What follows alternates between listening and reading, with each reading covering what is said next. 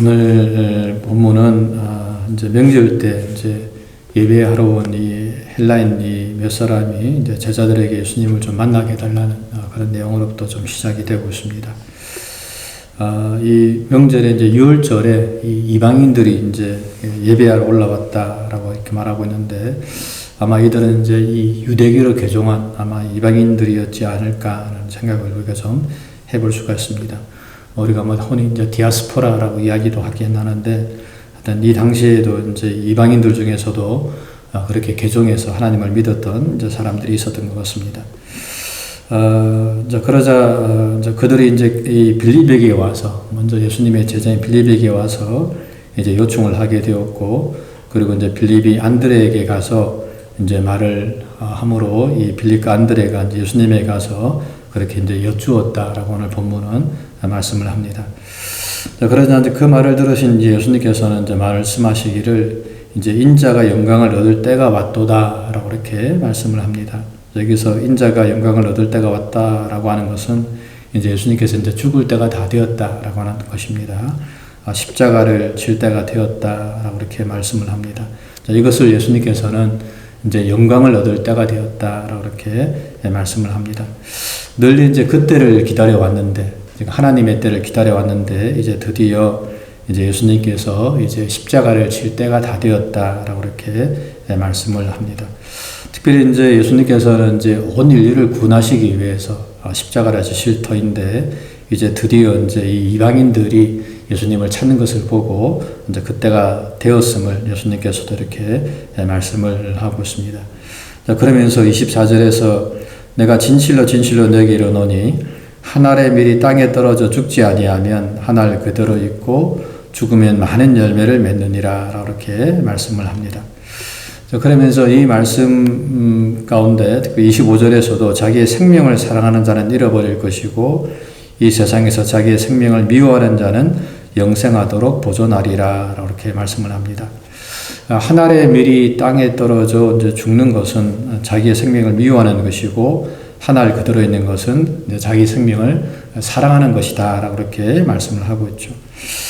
하지만 이제 사실 오늘날은 이 예수님의 가르침과는 사실은 좀 정반대로 가는 것을 좀 보게 됩니다. 오늘날은 여전히 자기 사랑을 이야기하고 있습니다. 많은 사람들이 자기를 어떻게 사랑해야 되는지, 자기 애를 어떻게 해야 되는지에 대해서 가르치고 있는데, 하지만 성경은 늘 자기의 생명을 사랑하는 것이 아니고 자기 생명을 미워하라 라고 이렇게 말씀을 합니다.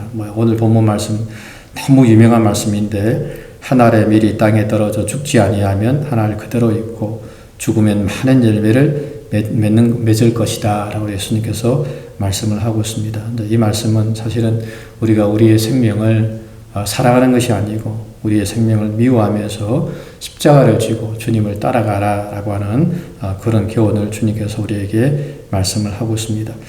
비록 이제 그것이 거창한 것이 아니라 할지라도, 우리가 흔히 말하는 순교가 아니라 할지라도, 우리가 정말 가정에서, 직장에서 좀 우리의 자존심을 좀 내려놓고 타인을 먼저 좀 세워주는 것, 이런 것들이 정말 자기의 생명을 미워하는 것이 아닌가 라고 우리가 생각을 해볼 수도 있습니다. 하지만 오늘 본문은 이제 그럼에도 불구하고 사실은 이제 예수님께서는 당신이 십자가를 지어야 될 것을 너무 잘 알고 있습니다. 하지만 오늘 본문 27절에 보게 되면 그럼에도 불구하고 지금 내 마음이 괴로우니 무슨 말을 하리요? 아버지여 나를 구원하여 이때를 면하게 하여 주옵소서 라고 이렇게 기도하는 예수님의 기도를 볼 수가 있습니다.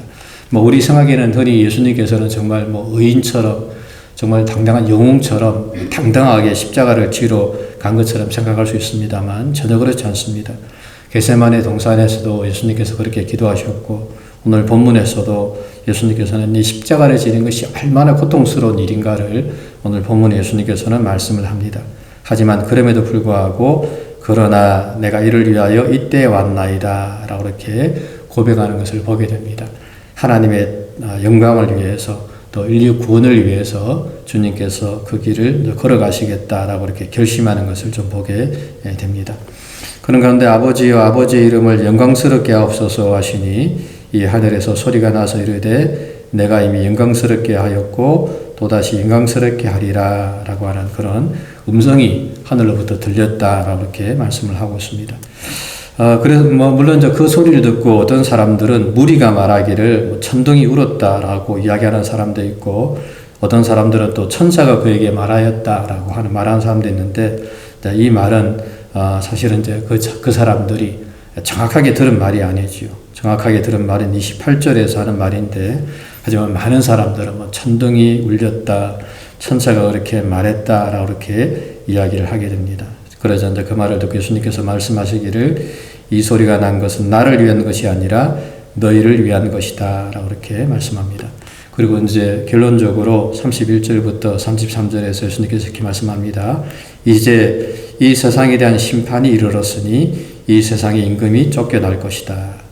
그러니까 이 세상에 대한 심판, 그러니까 세상에 대한 심판이 이르렀고, 그리고 세상의 임금, 이제 사탄이 이제 곧 쫓겨나게 될 것이다 이렇게 말씀합니다. 즉 예수님께서 십자가를 짐을 통해서 이 세상에 대한 심판이 이제 임하게 될 것이다 라고 이렇게 말씀을 하는 것이죠.